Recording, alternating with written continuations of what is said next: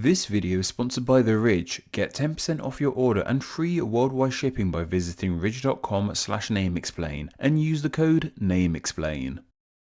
It's fairly often in language that words which have murky, not too pleasant, and sometimes rude meanings get changed and over time become everyday normalized words most of us use without batting an eyelid. An example of this is with the adjective of uppity. We describe someone as being uppity when they're being arrogant and self-important, basically thinking they're better than everyone else for no good reason. While this is a pretty common phrase in language today, it has roots in black and white segregation in the United States. The word started as a term racist white people would use for black people who they felt didn't know their place in social hierarchy and would rise above it. So it's safe to say this word is pretty awful, yet it has become more commonplace as people use it not in this racist context. Today we are looking at a word that has gone through something of a change quite like this. It's a word that has a somewhat shady origin, being part of a line of work that many of us look down upon and is rife with corruption, abuse and exploitation. Not only has this word become seriously normalized with something of a different meaning, but has also changed word class completely.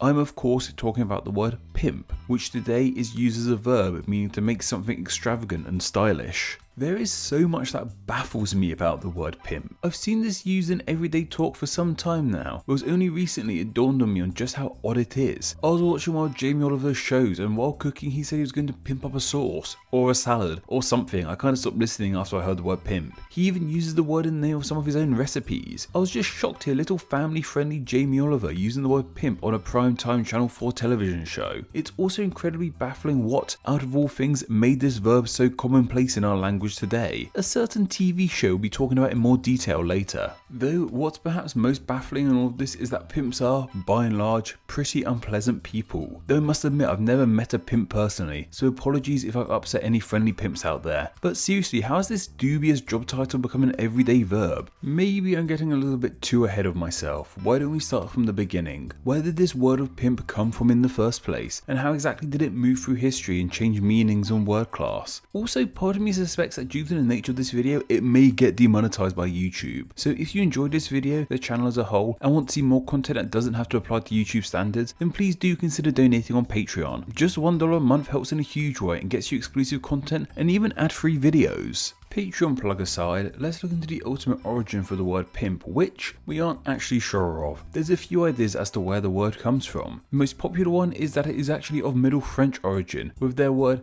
pimpant meaning alluring in dress and seductive, and this also created the French word pimper meaning to dress elegantly, so it's understandable as to why people think this is where the modern word of pimp comes from, as pimps are known for their dress sense. The word first started to appear in the English language in the year 1600. OED claimed it was first used by English playwright Benjamin Jonson, while Wikipedia gives the claim to another playwright, Thomas Middleton. I'll let you decide, but my money is on the OED being correct. And from here, pimp became the noun that it is in English today, and OED defines a pimp as originally a person who arranged opportunities for illicit sexual intercourse, a procurer. Now, a man who takes a proportion of the earnings of a prostitute, usually in return for arranging clients, providing protection, etc. Of course, selling sex is illegal in many nations, so this means pimping is often illegal too. In 2012 and 2013, 73 pimps convicted in prison were interviewed about their profession. Questions included why they became pimps, how they found new recruits, and what actions they took to keep their workers in line. Many pimps said that transport hubs are the main area they find new workers, but they also find workers at nightclubs, malls, high schools, online, and some resort to trafficking people from other nations to work for them. Many became pimps because they were raised in those circles, so it became normalized at a young age and seemed like a genuine way to earn a living. And as for how they keep their workers in line, many pimps said they use psychological manipulation to keep their workers in line, and a small number even resorted to physical harm. As I mentioned earlier, they aren't the most upstanding citizens in society, hence why I'm so shocked that their title has become such a commonplace verb. It was from this line of work that pimp became a verb initially, though this pimp verb isn't the pimp verb you may be thinking of, but rather it means to make use of, often dishonourable for one's own personal gain. In example, if you're really good at baking cookies and your friend insists that you make cookies for them and all their family, then you may feel you're being pimped for your cookies. It's a silly example of the word in use, but I couldn't think of a better one. The verb pimp in this sense came about pretty soon after the noun did in 1600 and is still used today.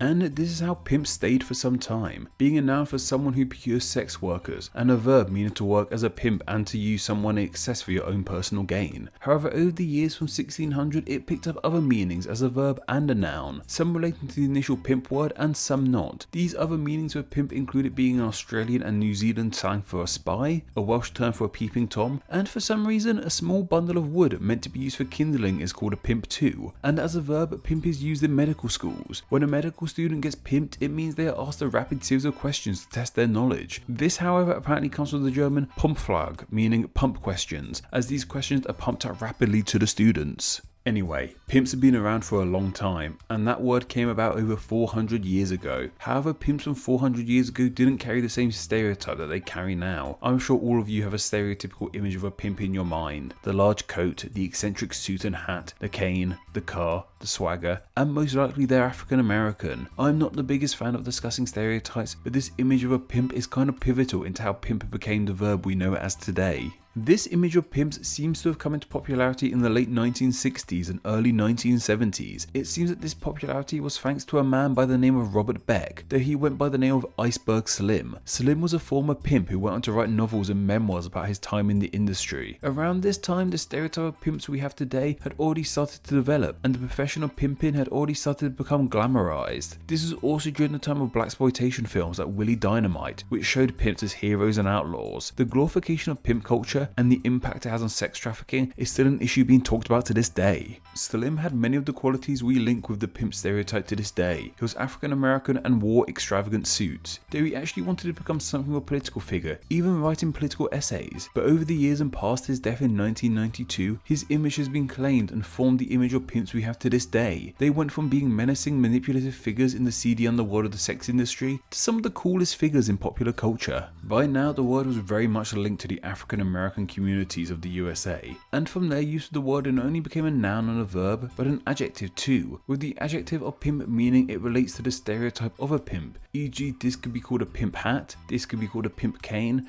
and this could be called a pimp mobile. Even the specific swagger pimps were known for walking with became known as the pimp walk. Pimp became such a commonplace adjective that if anything was seen as being more extravagant, decorative or fancy than it normally is, then the pimp adjective could be applied to it, as these are qualities that pimps have become linked with. If a normal everyday object or thing or person was redecorated or changed to look more fancy and flashy, then people would say that that thing had been pimped, which is where we start to get the modern use of pimp as a verb from. To pimp something means to make something more flashy and stylish, something a pimp might be proud of, and something pimps are very proud of are their cars. So as we entered the 21st century, more and more African Americans were using pimp as a verb to describe how they had customized their cars. The OED has a source from 2000 of someone saying they have to pimp their ride up. While we have proof the word pimp was being used by someone in 2000 as a verb in this sense, it wouldn't be until 2004 that pimp as a verb would really hit the mainstream. What happened in 2004, I hear you asking? Well, it was in this year that MTV started showing their hit reality / car repair show, Pimp My Ride. For those unaware or too young to remember the show, Pimp My Ride was a show in which people would apply to have their old beat up cars customized in extravagant ways and have way over the top features installed into them, such as televisions, chandeliers and even fish tanks. It was pretty ludicrous, and once the show had come to an end, stories came out about what a train wreck the whole thing was. Former contestants on the show have explained how the car's engine and interiors weren't actually fixed, how their cars were made to look worse before it got customized, and how once they got their car back, it pretty much fell apart. They weren't even allowed to sell them. Though despite this, Pimp My Ride was a rating success, becoming one of MTV's most watched shows. Most people of the correct generation have heard of / watched the show. I remember rather enjoying it myself as a kid. Pimp My Ride's success allowed pimp as a verb, meaning to make something more flashy, become way more popular and mainstream, lifting it from the African American community into the larger world. However, this also allowed the word to become even more detached from its roots in the sex industry and normalized it even more, and from there it has got to the point where even family-friendly television chefs like Jamie Oliver use it nonchalantly, which is where this video began. I wonder if Exhibit and the guys at West Coast Customs ever thought that their biggest impact on the world wouldn't be pimping up cars, but pimping up the English language. Though that pretty much brings us up to speed on the evolution of the word pimp, from its roots in the sex trade, to its glorification in the 70s, to its mainstream appeal thanks to a trashy MTV show. It's a word that has had quite the odd and unique journey, though funnily enough, that modern verb of pimp, meaning to make something fancy, is very similar to the French pimper we mentioned earlier, meaning to dress elegantly, so in some ways the word has actually come full circle.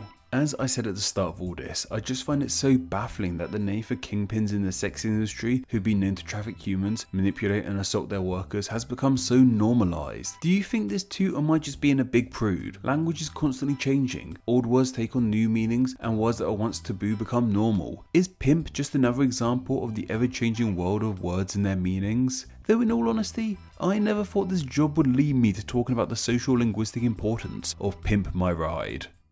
However, while we're on the subject of pimping, might I suggest that you pimp up your wallet with a new one from The Ridge, who have very kindly sponsored today's video. The Ridge makes some of the most unique wallets I've ever seen. Their wallets have a sleek, metal, minimalist design, and while they may have a small form factor, they easily carry all the cards you will need and even some cash thanks to their strap. I have been using a Ridge wallet for about a year now, and honestly I can't imagine ever using a traditional wallet again. It means I don't end up carrying loads of extra junk with me, and it easily fits into any pocket or bag. Their motto is carry less, live more, and I wholeheartedly agree. As well as wallets, the Ridge make bags and rucksacks, and even accessories like a multi-tool, bottle opener, and a really cool space pen, all made with the same design ethos and quality as their wallet. I've been using one of their backpacks for some time now, and it served me incredibly well wherever in the world I've taken it. You can get 10% off your order plus free worldwide shipping and returns by visiting ridge.com/nameexplain, which will be linked down below, and by using the code NAMEXPLAIN. So why don't you pimp up your wallet and help support NameExplain? Once again, that's ridge.com/nameexplain and code NAMEXPLAIN. Thank you once again to The Ridge for sponsoring today's video. Thank you to all my patrons who support NameExplain on a monthly basis. NameExplain depends on small monthly donations from fans like you to help keep the channel running. Just a small amount of $2 a month helps in a huge way, grants you patron exclusive NameExplain extras, and gets your name here with all these awesome people. Thank you.